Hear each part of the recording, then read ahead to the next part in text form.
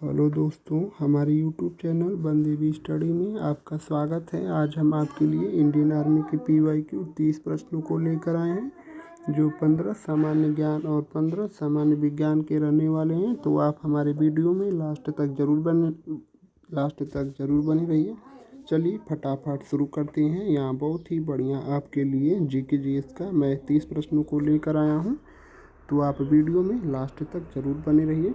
अगर आप हमारे चैनल पर पहली बार आए हैं तो आप हमारे चैनल को सब्सक्राइब कर लीजिए। अगर आप इंडियन आर्मी की तैयारी करते हैं तभी इस चैनल को सब्सक्राइब कीजिएगा। तो चलिए शुरू करते हैं।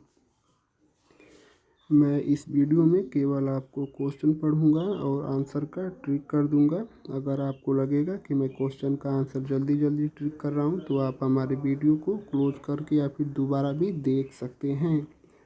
प्रश्न संख्या 1, किस भारतीय वैज्ञानिक को रमन प्रभाव की खोज के लिए नोबेल पुरस्कार मिला था?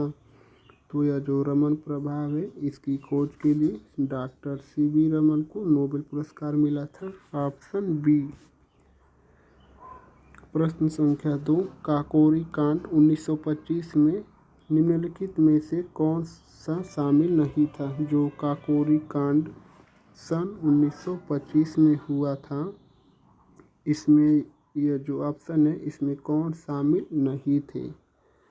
तो आप लोगों को बताना है। और यह जो काकोरी कांड है, यह 1925 में हुआ था, यह भी आपको याद करना है। तो यह जो काकोरी कांड हुआ था, उसमें राम प्रसाद बिस्मिल, अशफाक उल्लाह खां और चंद्रशेखर आज़ाद, ये तीनों लोग ही शामिल थे। ये भगत सिंह नहीं शामिल थे। Option D. प्रश्न संख्या 3, पृथ्वी ग्रह का सर्वाधिक ऊंचा पर्वत शिखर कौन सा है?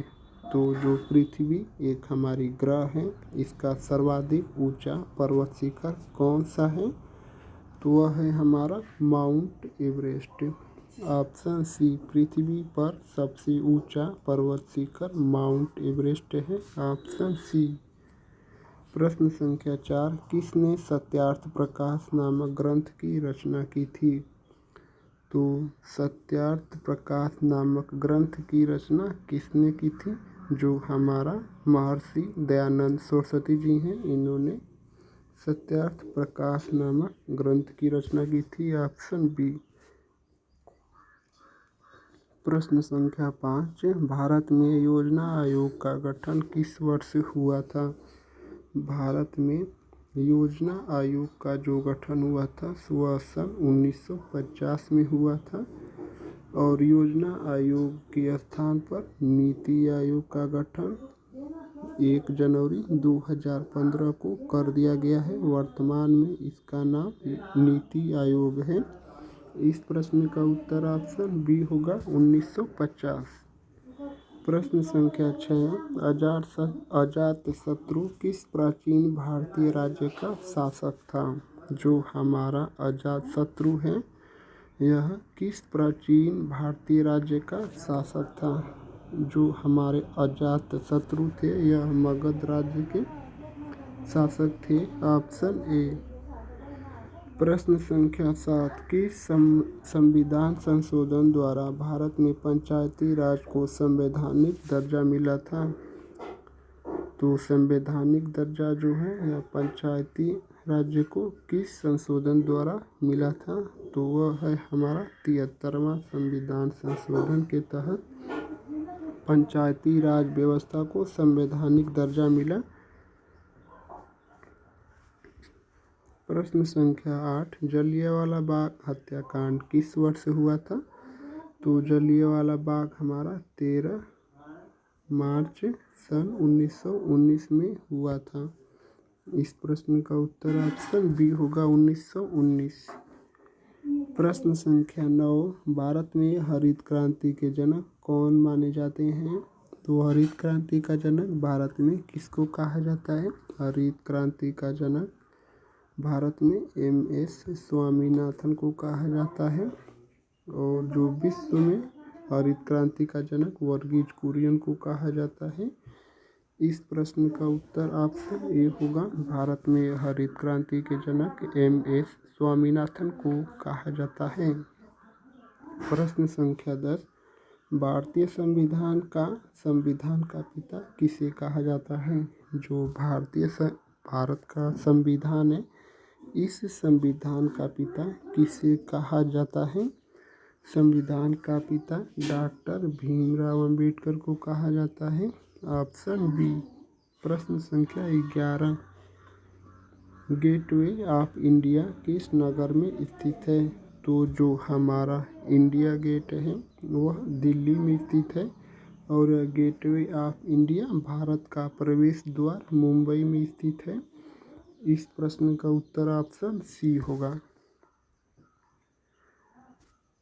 प्रश्न संख्या 12, भारतीय राष्ट्रीय कांग्रेस की स्थापना किस वर्ष हुई थी? भारतीय राष्ट्रीय कांग्रेस की स्थापना सन 1885 में A.O. ह्यूम के द्वारा मुंबई में की गई थी। Option A. प्रश्न संख्या 13, कुंभ मेला कितने वर्षों के बाद आयोजित होता है? तो जो हमारा कुंभ मेला 12 वर्षों के बाद आयोजित होता है और यह 14 फरवरी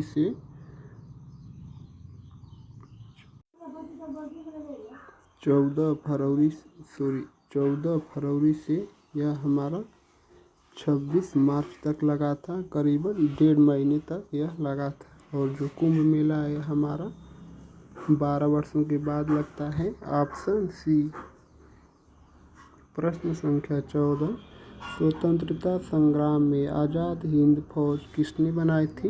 तो जो हमारी आज़ाद हिंद फौज है यह नेताजी सुभाष चंद्र बोस ने बनाई थी। Option C. नेताजी सुभाष चंद्र बोस ने आज़ाद हिंद फौज की गठन किया था।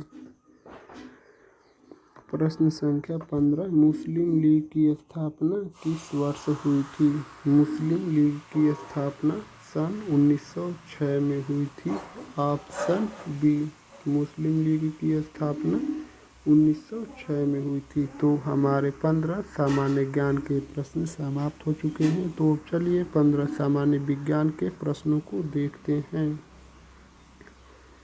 प्रश्न संख्या 16, DNA का डबल हेलिक्स मॉडल किसने प्रस्तुत किया था? तो जो हमारी DNA डीऑक्सीराइबोज न्यूक्लिक एसिड का डबल हेलिक्स जो मॉडल है वह वाटसन और क्रिक ने प्रस्तुत किया था। Option A. प्रकाश वर्ष किस भौतिक राशि की इकाई है? जो हमारी प्रकाश वर्ष है वह किस भौतिक राशि की इकाई है? तो वह दूरी की इकाई है। Option B. प्रकाश वर्ष दूरी की इकाई है। प्रश्न संख्या 18, परमाणु में न्यूट्रॉन की खोज किसने की थी? तो इलेक्ट्रॉन की खोज J.J. थॉमसन ने की थी। प्रोटॉन की खोज रदरफोर्ड ने की थी।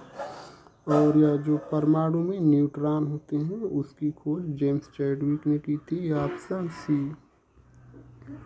प्रश्न संख्या 19,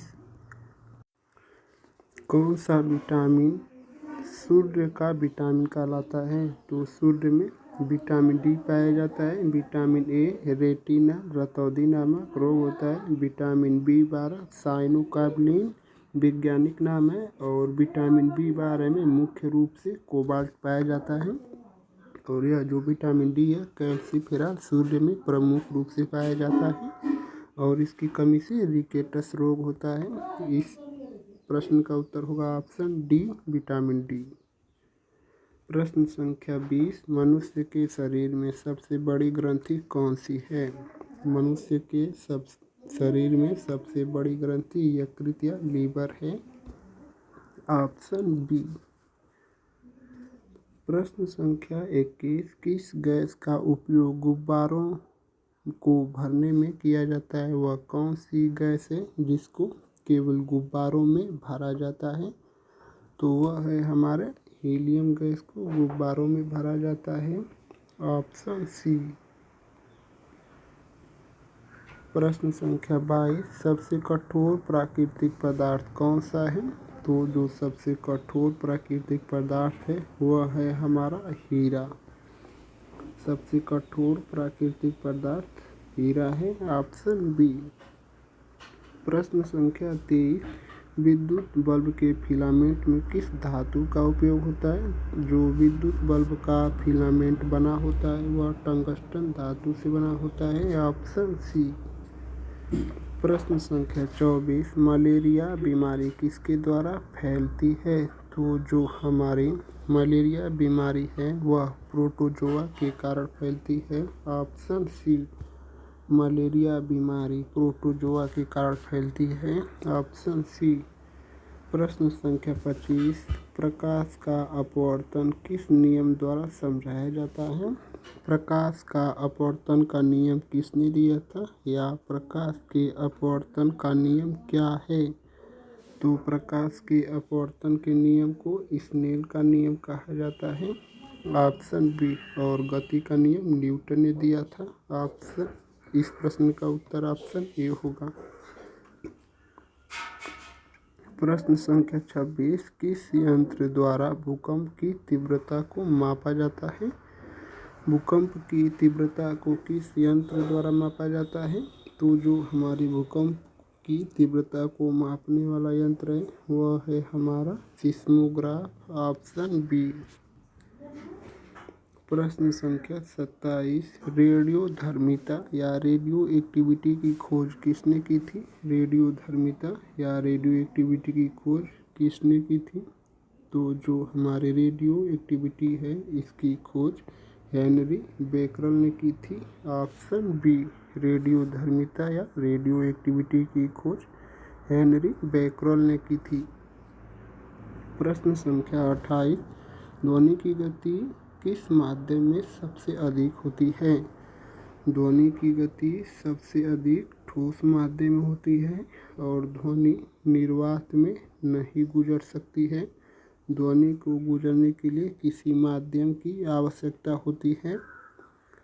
इस प्रश्न का उत्तर ऑप्शन ए होगा, ठोस। ध्वनि की गति सबसे अधिक ठोस में होती है और ध्वनि निर्वात में नहीं गुजर सकती है। ध्वनि को गुजरने के लिए माध्यम की आवश्यकता होती है। प्रश्न संख्या 29, मनुष्य के शरीर का सामान्यतः रक्तचाप कितना होता है?